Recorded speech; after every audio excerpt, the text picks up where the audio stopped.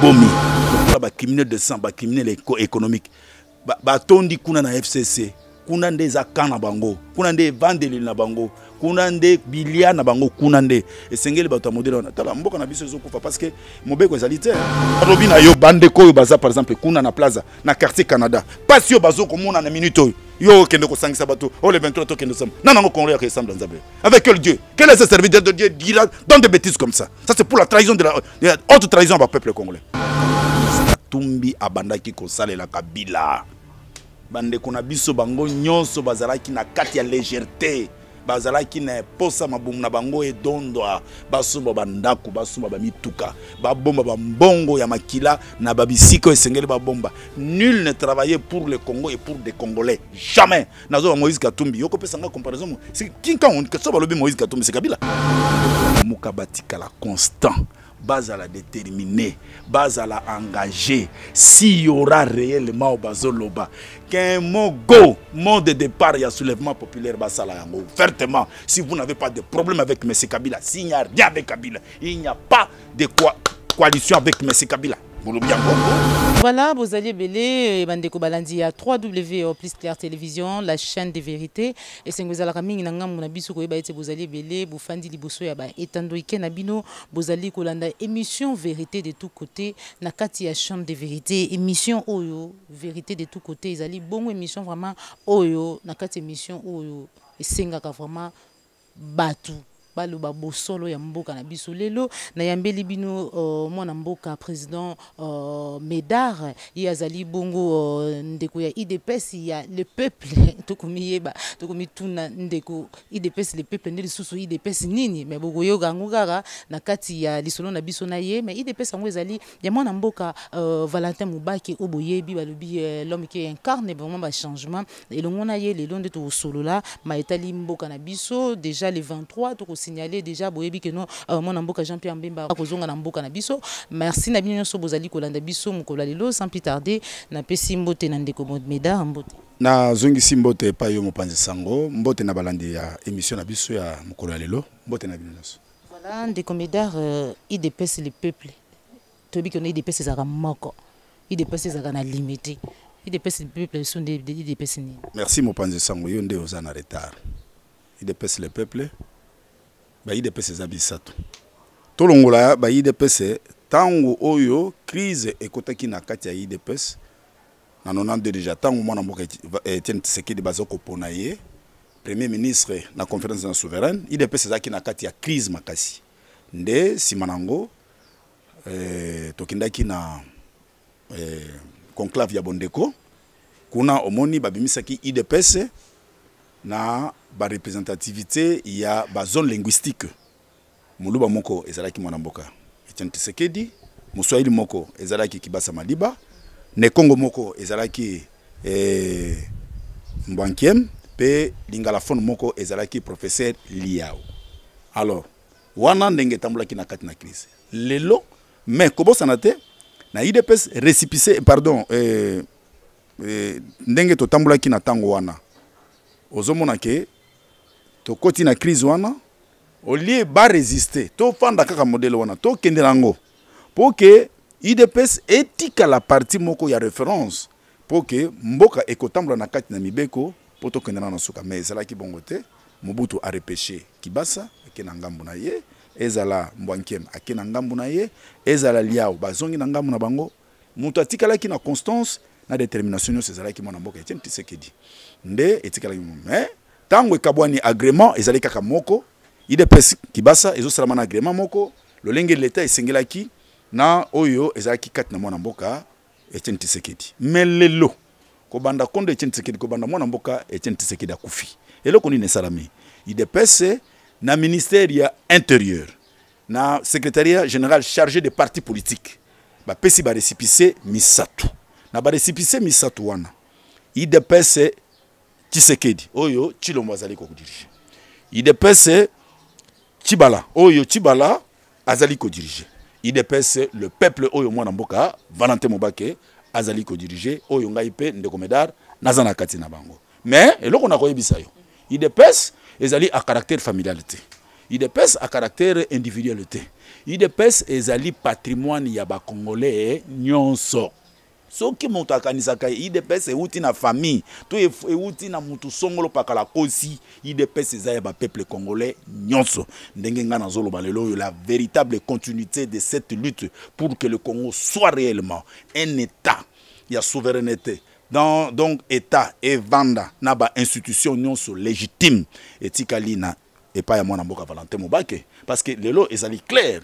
Toloba yango ezala ngambo oyo ezaki na Chilombo na Chibala bango niso bazana kati na FCC bakokosa nani moya kokosa ezalité nde yango wana tolali kokoba na kobunda na biso na bandeko nyonso bazali kondima opposition pour être nécessairement obligatoirement Congo démocratique il faut ezala libérer entre les mains des inutiles. Il y avait un civique au bazali ko diriger Congo par insistance, c'est-à-dire par la volonté il y a qu'à faire valoir Maboumou na bango pour ne sengo na bango. Mais réalité à Congo démocratique, la lutte est encore là parce que rien et l'okomoko ezo l'accepter que Congo démocratique demeure un état. Congo jusqu'à présent est toujours sous occupation, c'est-à-dire sous occupation d'Inkoloba. Il n'y a pas de frontière exacte pour le Congo démocratique. Le Congo n'est pas un état actuellement. Congo est une institution moko est légitimité. Congo n'a pas une armée digne de son nom pour diriger ce Congo ni une police est en côté. Congo est une institution est légitimité. Congo a un président de la République. Oh, soi-disant. La personne réponse est non. Soi-disant. Fandité, Kalamingité, gouvernement et Kobima, bien que déjà député, donc Assemblée nationale déjà qui est na congé parlementaire, mais déjà gouvernement et Obima Kalamingité yo moni nini alors que déjà aux offices des jours le Bakeno Congo et un état indépendant, en tout cas état de droit na côté na Congo mais déjà président de la République azarana na ebi que non na bolingo ya mboka na ye il y aura un changement. Nga nazo kama soko le bongo yo mopanzisa on sait que l'on a kama mboka te nazo zongisa lanzela. Il n'y a pas un état en RDC. Combien de morts après Koyana Bango Balobi que nous sommes là pour diriger le... Il y a combien de morts? À peine même dans l'Est de la République, 161 morts, 400 morts. Et il y a combien de morts qui continuent toujours? Mokolo Bazo qui est dans la publication, c'est combien de morts? Yumbi a fait de morts, combien? Donc, nous salama, qu'il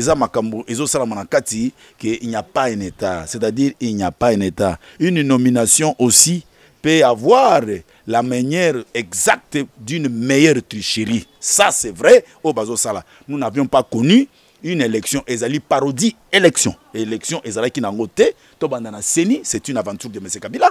Bao Union Sukuna Ezali Ango. Ozomona Yoza président de la République, vous n'avez pas une majorité. Nakatia, Assemblée nationale, minoritaire avec 31. Oye na Sénat, Moutou Azali Kunate. Oye na Assemblée provinciale, 0-0. Oya, par exemple, le gouvernement qui va sortir de là pour avoir quel intérêt pour ce peuple congolais. Au Bakanisa, que nous étions hier dans l'opposition. Or que le Congo Kuna Nakati dans l'opposition, Ezala quitté, ils étaient déjà au service de M. Kabila. Les autres Zoloba, Ezali clair. Banamboka Bola Nangai Malam, Ngaï de Comédar dans le Bakanga Likamo, Oye Sengeli Ezala, Oye Toloba. Ezali Kambote dans le fanatisme, maintenant Zokoloba Makamundenge Yango, et Sengeli. Ça, c'est le Congo démocratique avec une réalité de ce qui se passe. Les lots Namboka Nabiso. Ezala Makambo le Kotate. Yango Nazole Namboka Nabiso. Voilà, de Comédar Tokota vraiment siko Nakati à émission Nabiso. Ozali Ndekoya IDPS, le peuple. Ça veut dire que non, vous avez vraiment n'a pas un changement, les vrais changements dans Nakati Mboka Nabiso. Le 30 janvier, juin, Oyo.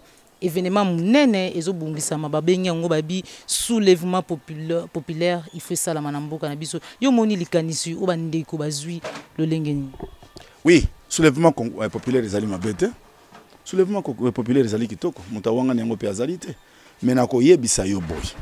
Nakoyebisa yo tozala sincère. Ngai ndeko medar na bonga manan. Soulèvement populaire d'accord. Nana kopesa go eza mabete. Mais la meilleure sortie de la crise de la RDC, c'est une table ronde internationale. Oyo initiateur, c'est l'UDPS, le peuple à travers moi, Namboka Valentin Mubake, pour Nani Nazorbayango. Les lots, presque tout le monde. Oyo Bazali, comme on a que Bazali Bakamba Yamboka. Bazaba criminel de sang, Bazaba criminel économique. Les lots, tous les dirigeants Mboka Zali Kabila. Moutako Wanganango Azalité. Kabila Moutazo dirigeant Mboka. Bao Nyos Baza aux alentours. Les Congo n'existent pas. Congo est en Mbokate. Dans le lobby, c'est la solution.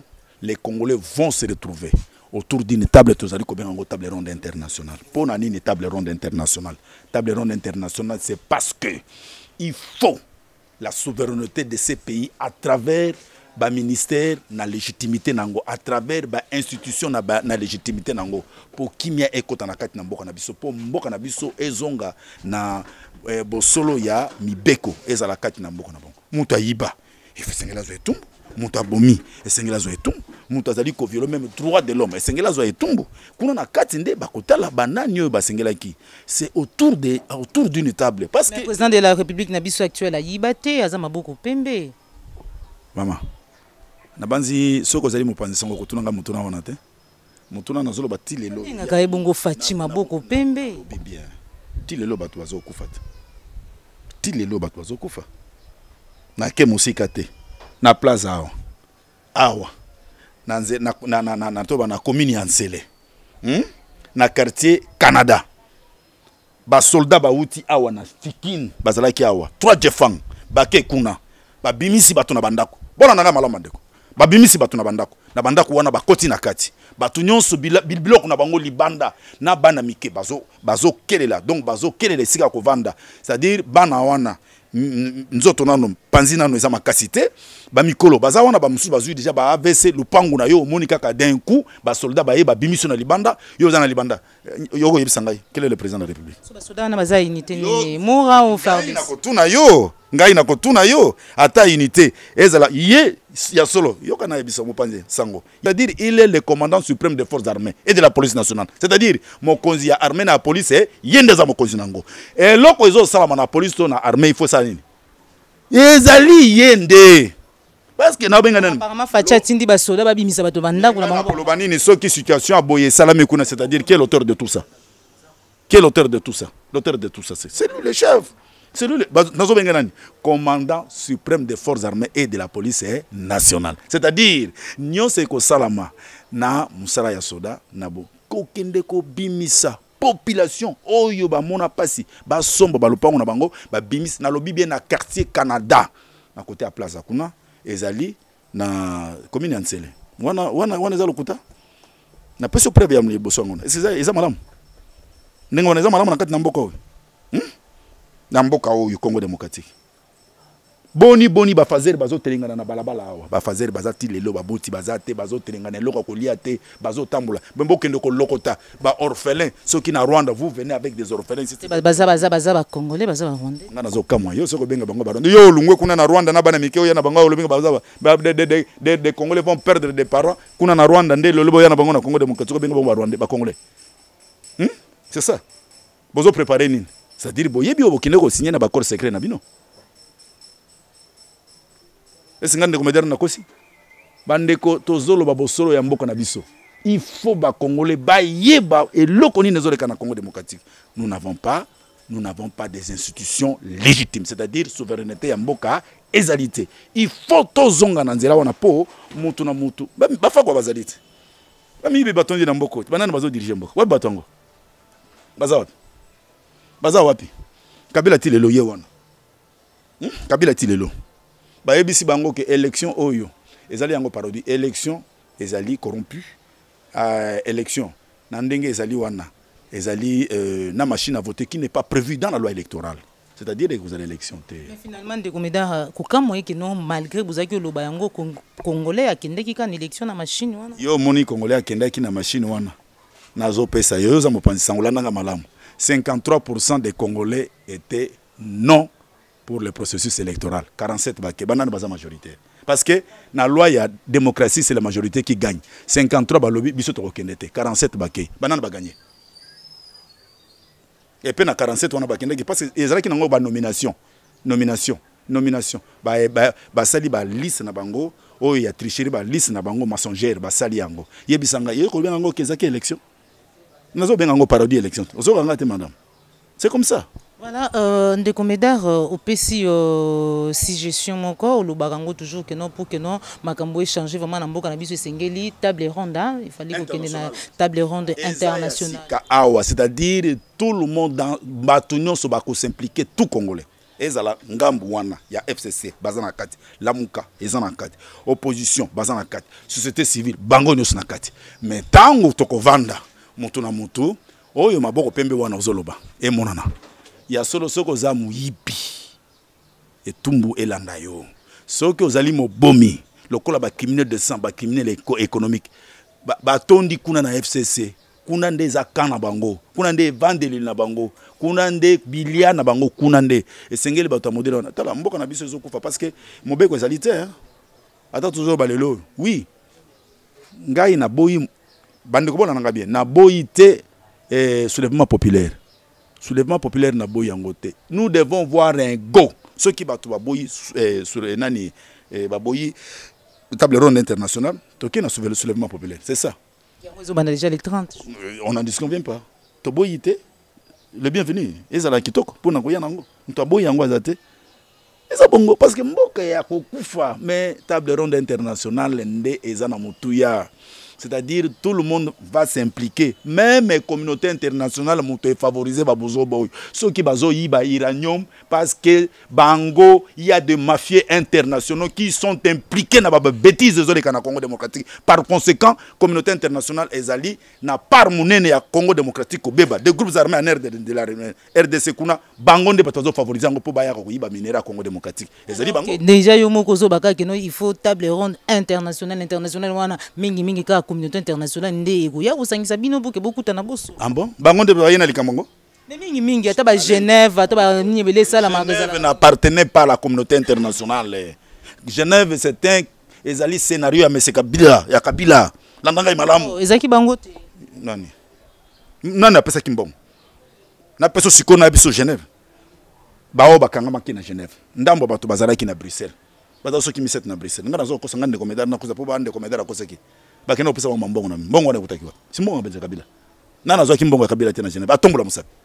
O soit disant président de la République. O soit disant Iboy. Baloba. O ya kenda ki kuna na katite. Aloba. Bango nusu babeke que Genève c'est Kabila. Pas contredire ngai. Oh ba révélation grave. La révélation c'est ce qui était au RDC.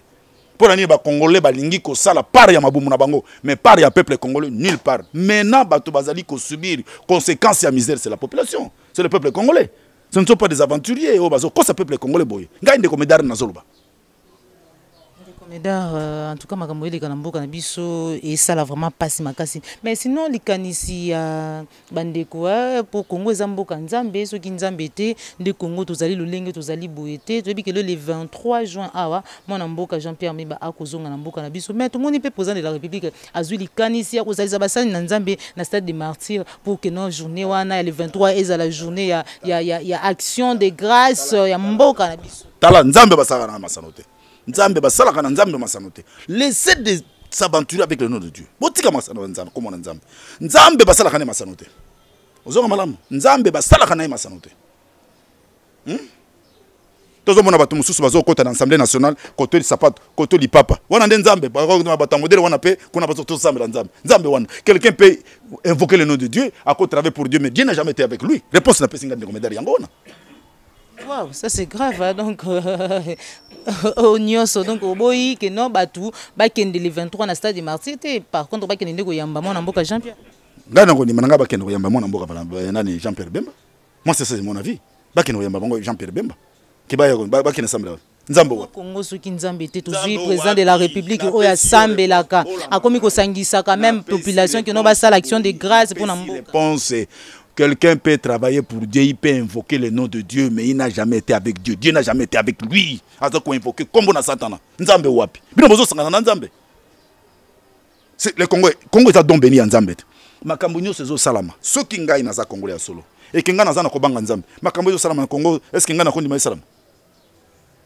Na lobi na yo bande ko baza par exemple kuna na plaza na quartier Canada. Pas yo bazo komona na minute yo kende ko sangisa bato o le 23 to kende sam non non Congolais qui ressemble Nzambe avec quel Dieu quel est ce serviteur de Dieu dira dans des bêtises comme ça c'est pour la trahison de la haute trahison par peuple congolais ozo nga malam ça c'est blague avec Dieu vraiment boyoki yanu ya mwana mboka ya ndeko Medar par rapport au namukolo ya le 23 juin abi on blague pas avec Dieu beaucoup ko invoquer kombo ya Nzambe lolengi nyonso bolingi mais alors ça musuna binote ceux qui vraiment ozali vraiment kotambola lolenge elongo banité moi na mboka Médard ozali vraiment ndeko ya IDPS les peuples ça veut dire que vous avez un ngambo ya peuple tomoni ba elia au peuple ba votaki ba invalider bango ba invalider tout à déjà koloba awa bandeko ya Lamuka mais tomoni quand même président de la République en tant que garant de la nation azali maître de bon fonctionnement ya mboka na biso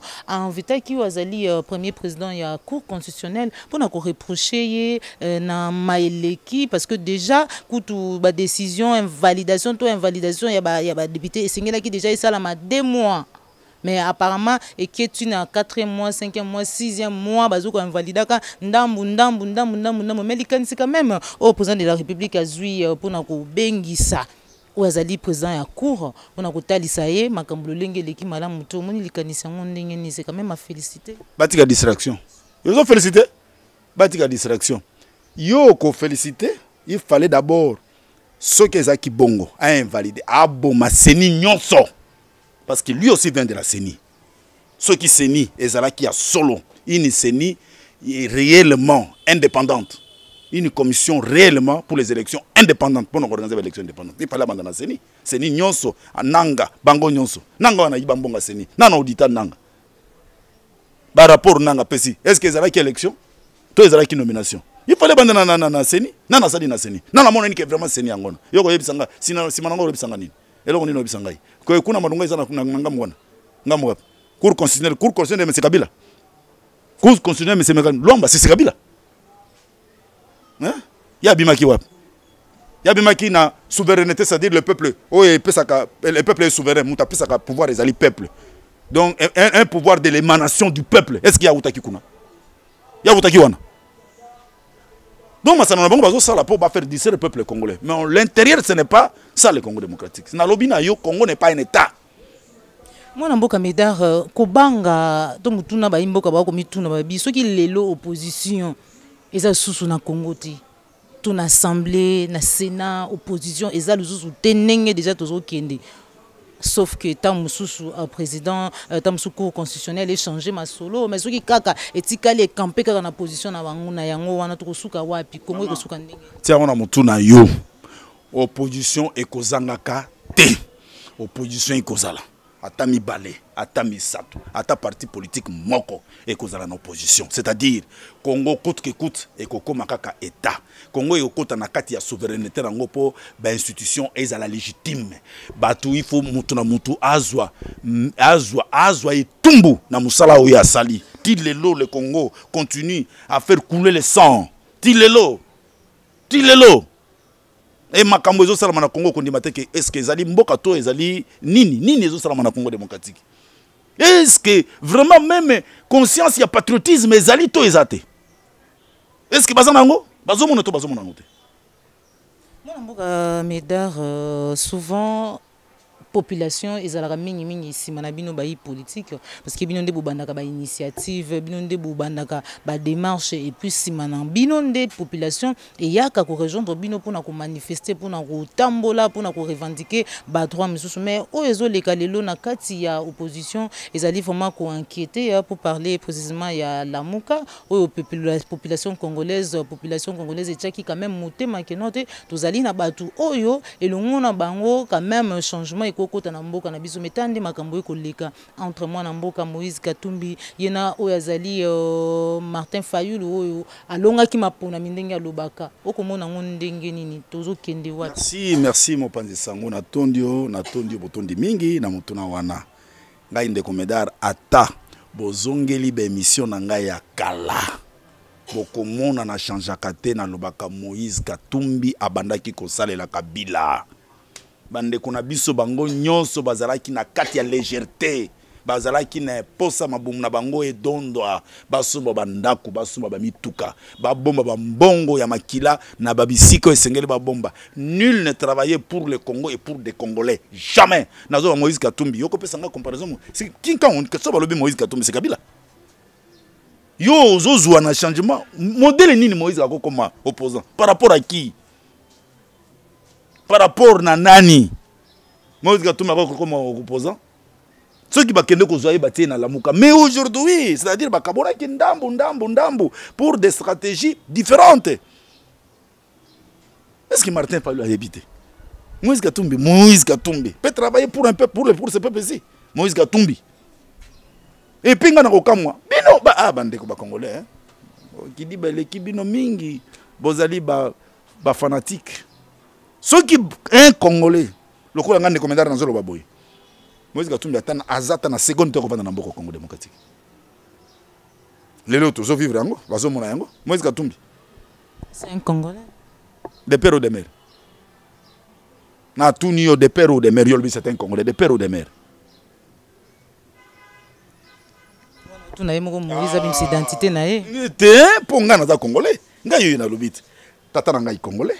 Maman na nga Congolaise. Ba ninga na nga baza bisika nyonso.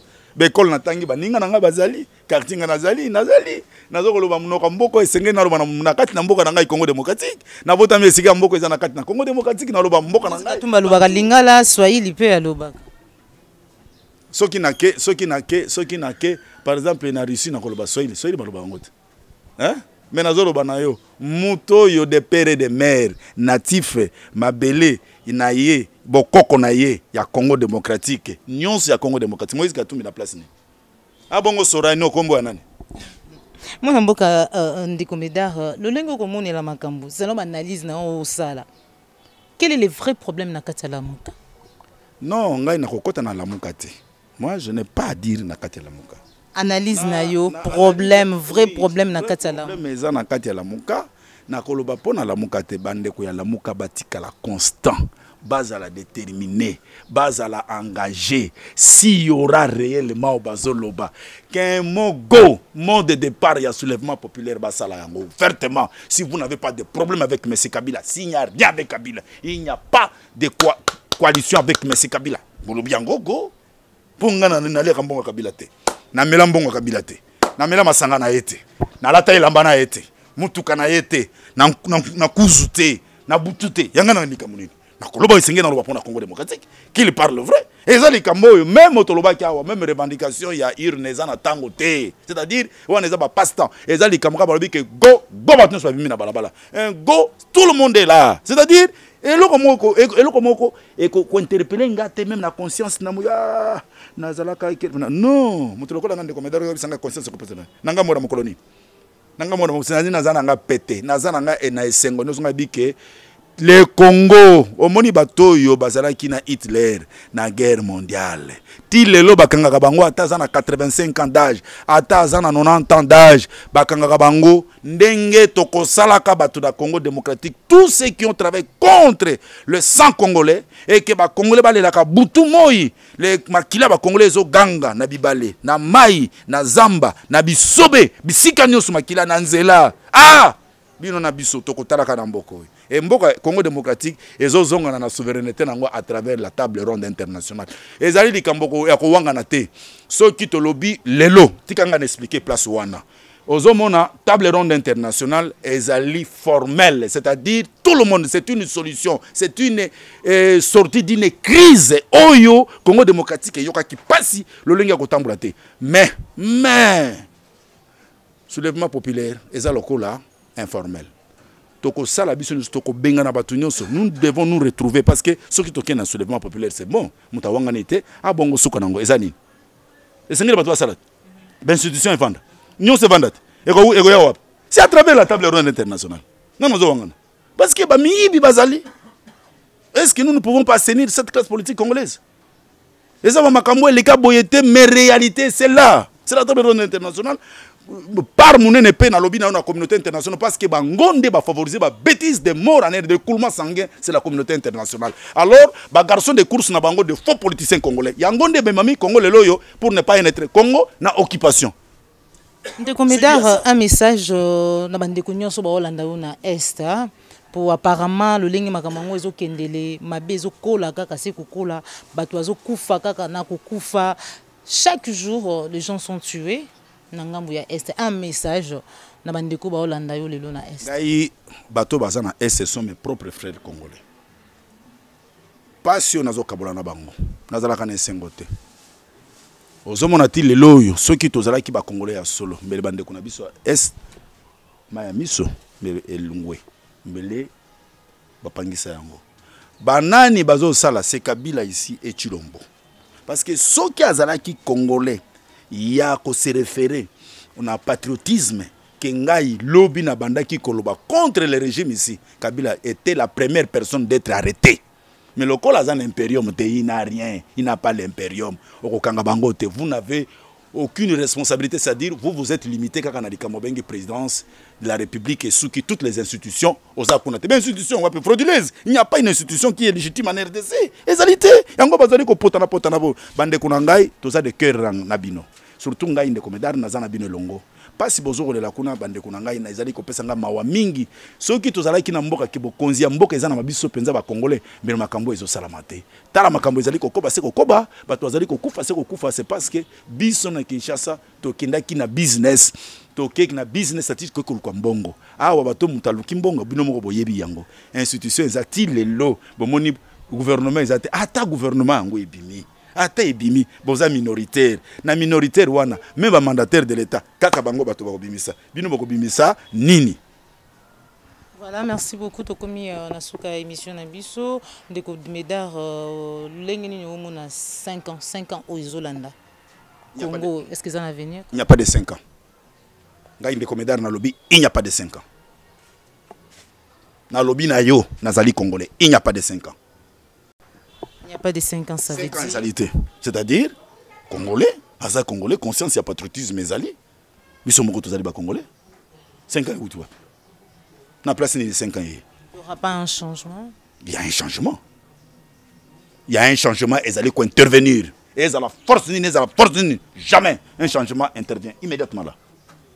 Immédiatement là, déjà, rendez-vous le 30 juin, au Zalande des comédiens. Maintenant, nazana likamba nazambo na mboka naza Congo eza yangai nakoyoka pasi pona nini nazana ngambo mutute nazana nyonga mutute naza congolais ceux qui battu nous bazana nzela ngape nazana nzela.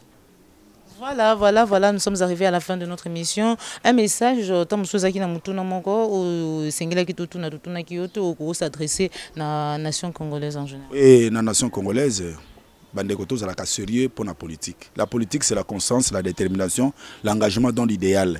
Politique ezali influence ya masanoa na temutu kate député au vilate parce que les loba miyibi nyonso ba soi-disant ba politiciens congolais. Bango wana nde bazali ko faire peuple congolais na mabe o le loba zo mona eza bango. Alors biso na bandeko nanga ya libanda ya diaspora na biso awa to kangama to zala mutu moko pour vraiment mboka na biso Congo démocratique to kangulango na maboko ya bato oyo. Le Rwanda n'est qu'un petit, donc Rwanda eza nango casquette moko mais sous couvert bato o baza kuna bazali kuna. Alors ezali kamna bango te mais biso ba congolais to telema to zana bomoko pour mboka na biso to kangulango. Voilà, mutuna moko yelingai pasteur Brown depuis Belgique, pasteur Brown Nzuzi que j'ai sali atuna kalobina tuna yo analyse nini tout soit qu'est-ce que nous pouvons retenir de ce qui s'est passé à l'Assemblée nationale après avoir comme on a mwana mboka naweje kotenir ba propos ya tenaki à l'égard ya chef de l'État bien que à s'excuser mais comment on a makambo ninge lekela ki na Assemblée nationale qu'est-ce que nous pouvons retenir? L'Assemblée nationale Babenga Assemblée nationale, organe délibérant et de contrôle. Landanga malamu. Organe délibérant et de contrôle. Basoda bakotao. Na ba frontière batu baye bomi batu bimi. Baye yibiao. Baye sala ba vol irrégulier a na Congo dem Assemblée on babenga organe délibérant et de contrôle. Basala kani Assemblée nationale o wapi. Ça c'est une Assemblée nationale. Wana ezali nzungu ya Kabila esika ye azobeta tolo kingai nazali. Kabila zoluka akoma na 499 députés. C'est-à-dire l'opposition ne va pas exister dans l'Assemblée nationale. Et loko ezate ndeko nanga ya mwasi. Na loba nini, c'est-à-dire il n'y a rien. Ndeko pasta la danga na mutuna na yo nazo ko peso ya no kitoko, c'est-à-dire il n'existe pas une Assemblée nationale ici. O ezali nzungu ya Kabila. À ça de manière que nous ces autres salamandés là tabazali ko invalider batu bango batu balobaki bango batu alingaki to lobaki il y aura pas une élection dans la forte transparence et kozalaka te les lopé yango bazali ko subir bande ko to yebiseki bango l'élection est corrompue et a vicié na machine à voter qui n'est pas prévue dans la loi électorale les lots bazo pesa biso raison c'est-à-dire il n'y a pas une Assemblée nationale. Est-ce que c'est normal qu'un député national traite les présidents de la République d'inconscient? Mais yo tout naba bango. Parce que moi je ne viens pas de là. Et moi je ne peux pas. Ngape na ko utate na hein? Na maya ko pola. Na ngo buta na maya mba. Nga ngo za na maya ko pola. Te pe na ko tila ko mela maya ko pola te. Lingi lo banini le bebele de comédie. Si on a besoin que maya ko pola, c'est-à-dire provenance wana kuna et ko bimisa ka peuple congolais na malunga te. Peuple congolais zaka na pasi na pasi. Et là qu'on dit les autres qui vraiment Assemblée nationale appartient aux Congolais. Voilà, merci beaucoup de comédien. Voilà, nous sommes arrivés à la fin de notre émission. Merci Nayo Popo Layumboza qui ma caméra.